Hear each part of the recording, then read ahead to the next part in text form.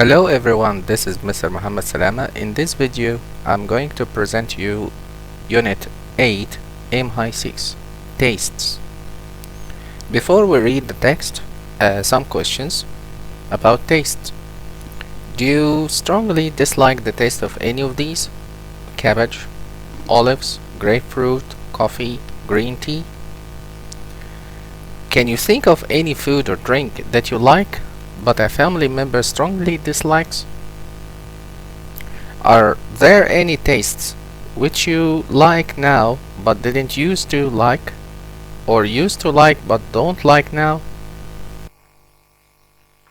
And now we are reading the text. Unit 8, page 66. Read. Exercise 2. Are you a super taster? About a quarter of the population has an especially sensitive sense of taste. What does it mean? And how can you find out if you're one of them? 3 tiers for tasters. If you're passionate about an art form, be it musical, visual, or culinary, it can be galling when others claim to feel your beloved medium more intensely than you. Oh, please, you might silently fume. You can't prove that. But when it comes to tasting, superior sensitivity can actually be proven. A quick test could reveal you to be what sensory perception scientists refer to as a super taster, medium taster, or, oh dear, a non-taster. The basic laboratory assessment involves tasting a drug called PROP, which is normally used to treat an overactive thyroid. If you find it very bitter, this means you're a super taster. Test it yourself. Questionnaires have been used to help identify super tasters, although I worry these quizzes are too easy to cheat by simply guessing which answer will lead to your desired outcome. It's far more fun to count your taste buds. If you apply some blue food color to the tip of your tongue, where they're at their most dense, the raised taste buds should stay pink and stand out more. Hold one of those paper reinforcement rings over your tongue and count the dots within the circle. If you tally over 30, then congratulations, you're a super taster. I cleared 30 to 35, which got me so excited that I quickly had to check how reliable this evidence was.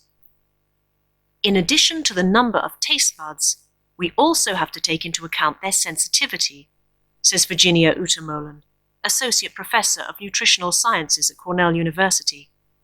It is a question of their function as well as their number. Anyone know where I can get some PROP? Scientific semantics. The term super taster was coined in the 1990s by Linda Bartoshuk of Yale University, after she found that some people reported a bitter aftertaste to saccharin. She discovered that the tongues of super tasters were densely populated with taste buds, and that they also found PROP bitter. The term caught on among scientists and stuck. However, as John Hayes, professor of food science at Penn State University, is quick to point out, it's not a superpower. You don't get a cape, and it doesn't make you better than other people. Utemohlen, who sits at the high end of the super taster spectrum, says she prefers the terms highly, moderately, and mildly sensitive tasters because, let me tell you right now, there's nothing super about it. It's annoying and limiting. Just as being a super taster isn't as fabulous as it sounds, being a non-taster isn't as rubbish.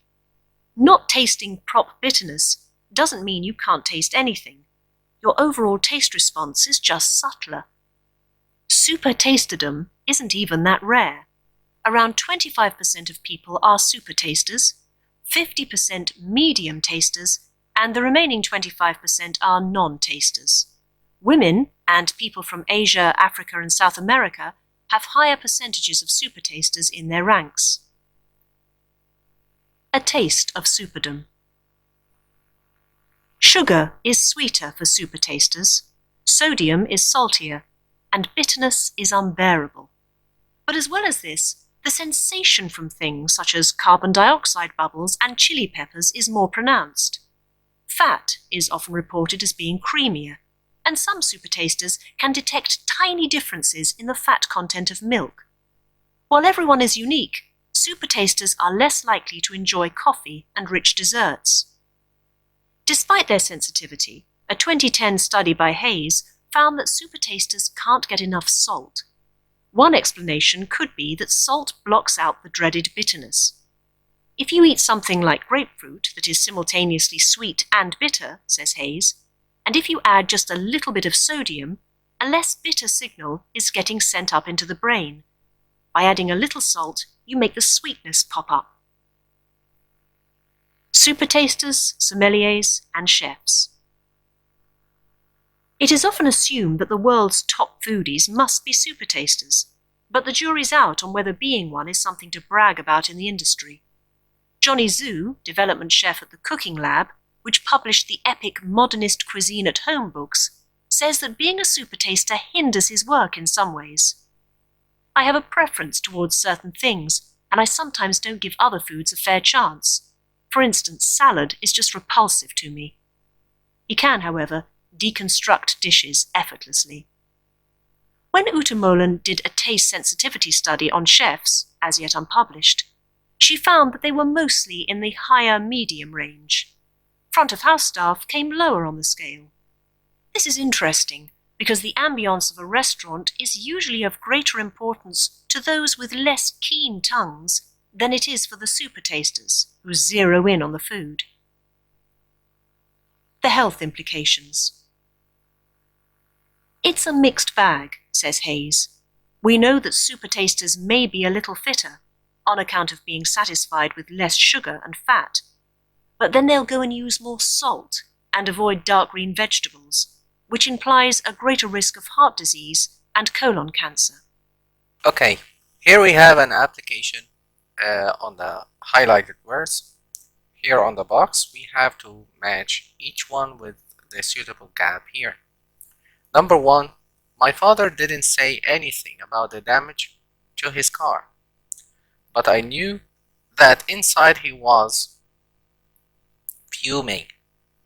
Number 2, this year's exam results were space. Science scores were high, but languages were disappointing. The answer of number 2 is a mixed bag. Number 3, sometimes a funny memory from the day space in my mind just as I'm falling asleep. The answer of number 3 pops up. Number 4, Sam found himself becoming more and more nervous as the day of the what job interview approached. Number 4, dreaded. Number 5, the excitement was space as we waited to find out who had won the competition. Number 5, the answer is unbearable. Number 6, why does our math teacher always space on the things I don't understand? The answer is 0 in. Number 7, if your correct answer space over 80, you get a distinction. The answer of number 7 is Cali. Number 8, the word eyeball was spaced by Shakespeare. The answer of number 8 is coined. Number 9, it's space to think. We'd be home by now if that bus hadn't been full. The answer of number 9 is galling. Number 10, the food at the corner cafe is fine, but there's no ambiance. Number 11, this soup tastes space. What did you put in it? The answer is repulsive. Number 12, this film is an space story of two families. The answer is an epic story. Number 13, personally, I think Thai food has a what taste than Chinese food. The answer, subtler.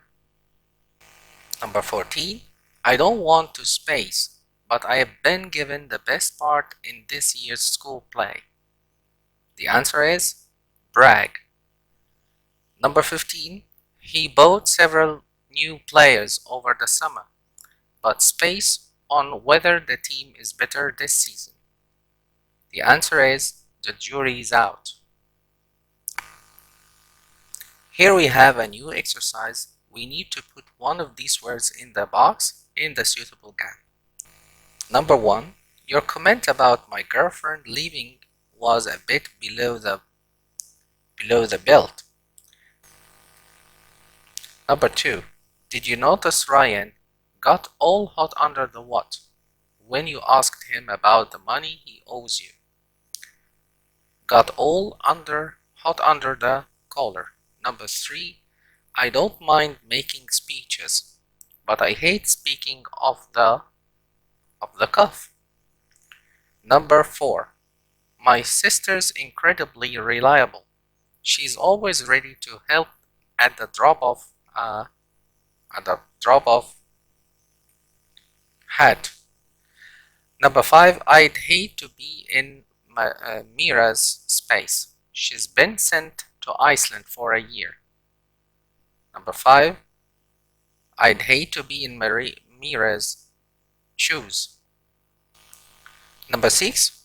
You can't tell who wears the space in their house. She walks all over him. The answer is you can't tell who wears the trousers in their house. Number 7. If you don't pull your space up, you are going to fail all your exams. If you don't pull your socks up, you are going to fail all your exams. Number 8. Andy's got too big for his own space. Now he's the area manager. He never comes out with us anymore. The answer of number 8 is Andy's got too big for his own boots. Number 9. His first class honors degree is a feather in his cap for his future career. On exercise 3, we need to complete the expressions with the words in the box. Number 1, a sip of milk or a sip of wine. Number 2, a spoonful of sugar. Number 3, a knob of butter. Number 4, a sprig of parsley. Number 5, a clove of garlic. Number 6, a pinch of salt. Number 7, a drop of water, a drop of milk, a drop of wine. Number 8, a slice of bread.